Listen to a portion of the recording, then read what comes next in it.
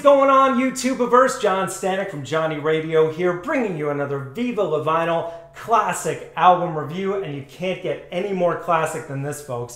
The 1967 masterpiece by the Beatles, Sgt. Pepper's Lonely Hearts Club Band, the album that changed everything. And when I mean everything, I mean pretty much everything. I mean, even in the Beatles' own discography up to this point, of course, they had Rubber Soul and Revolver, which were huge artistic statements at the time. They had stopped touring because they were tired of concerts and wanted to just devote themselves to the studio and push the boundaries of what could be done. And boy, did they. And they were one-upping each other with the Beach Boys. Of course, Pet Sounds came out right before this, and McCartney being somewhat of the leader of the band at this point, even though John Lennon would say he's always been the leader, he was pushing the Beatles to continue to be the best band in the world. And he had this genius idea by stepping back and saying, let's create this fictional alter ego, Sgt. Pepper and the Lonely Hearts. And here they are in all their glory, surrounded by all these fake celebrities. This is such a masterpiece of artwork just in and of itself. And check this out, the inside. This is an original 1967 pressing, by the way, so it's kind of falling apart, but man, just so awesome. And that opening track, just from the get-go, we're Sgt. Pepper's Lonely Hearts Club Band. We hope you enjoy the show. I mean, it's so meta before meta was even a thing. And it's just so cool and upbeat and gets you going right away. You know you're in for something special. And then it goes straight into, with a little help from my friends, one of the best Ringo-led songs in any album. And probably that has to do with the fact that Lennon and McCartney wrote the song. But, you know, he sounds so genuine and fun as Penny Shears, his alter ego in this band. And, of course, I appreciate Joe Cocker's cover of it even more because it's more rocking and Cocker blows Ringo out of the water. But, you know, there's just something to be said for the original and how much warmth there is to it, and how much love there is. And of course, this was released in the summer of love in 1967. And you know, the next song, perfect example of that, Lucy in the Sky with Diamonds, their ode to LSD, the you know, the first three letters. Lennon would later deny that the song had anything to do with that, but I mean, come on.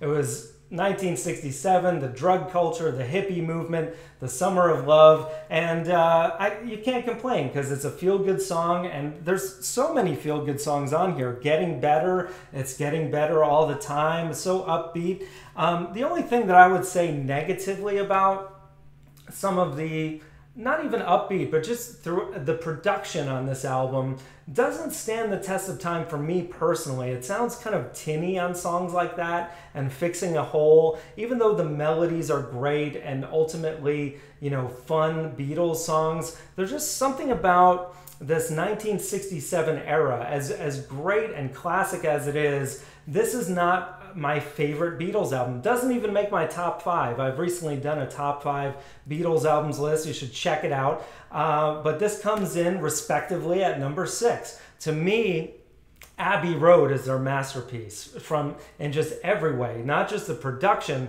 but songwriting as well. Harrison really came to his own here. The only Harrison contribution on this album is Within You, Without You, which is interesting in that, you know, he really delves deep into the Indian music on there, and it's kind of cool for what it is, but it's not one of my favorites, one that I listen to over and over again. Same goes for When I'm 64. You know, it's a classic track, a great, fun, Paul, upbeat number, and cute and kind of schmaltzy. But that's why I don't revisit it all that much. You know, it's kind of like an obladi oblada for me. It's cool, but it's not one of my favorites. To me personally, the only song that is just like a perfect 10 out of 10 A+ song on this record is The Closer. And that's what really makes this album amazing.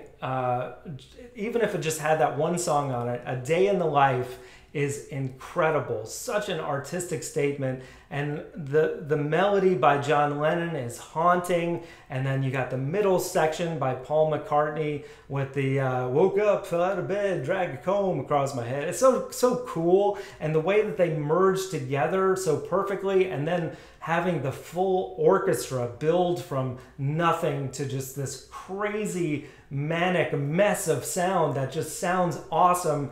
And then of course closing out with the piano chord that never ends, which to make that sound, they had, I think it was like 15 pianos playing all the notes at once. Incredible. Just the things that George Martin and the Beatles created in the studio together. Nothing else like that happened before, and really, when you think about it, never again since, because the way technology has moved now, there's no need to do things on a 4-track analog recorder. They were limited with what they had, but they did so much with it. Now we have so much, you know, digital capacity, and we're not doing as much, I feel. I mean, there's plenty of amazing, groundbreaking bands out there today, don't get me wrong, but for the limitations that the Beatles had in 1967, they created this work of art that literally just inspired so many different artists after them to keep making just amazing works of art, not just a 10, 11 song album of singles. It's a masterpiece that flows one song into another, and it has a theme and a purpose. It's brilliant. And although, as I said, it's not my favorite Beatles album, it changed and revolutionized everything. It won the Album of the Year Grammy Award that year, and it was the first rock album to do so. Up until that point, it was just like Frank Sinatra winning the Grammy every year. It's kind of like, you know, in today's terms, whoever won the first rap album as Album of the Year, I'm not sure who did, but, you know, this is history right here. So you got to appreciate it, even though, as I said, it's number 6 in, and that's, you know, that's really saying something, because I mean, the Beatles, every album is good. Their whole discography is amazing, and they are my favorite band of all time. This, not my favorite. I know a lot of you are going to crucify me, but I give it an 8 out of 10 as a grade, which to me is very high praise. It makes it onto my top 100 albums of all time list. So there you have it. Let me know what you guys think in the comments below of my summary of Sgt. Pepper. Really hard to summarize this thing because, I mean, I didn't even mention, you know, Being for the Benefit of Mr. Kite, Lovely Rita, Fixing a Hole. I mean, just all of these songs you can sing along to. They're undeniably Beatles, undeniably Summer of Love, and the Beatles always have the theme of love shining through their music. So guys, thank you so much for watching this. I have so much more material coming. Every Friday is Top 5 Friday, and guys, this Friday you're gonna see some Beatles because it's gonna be the top 5 albums of 1965.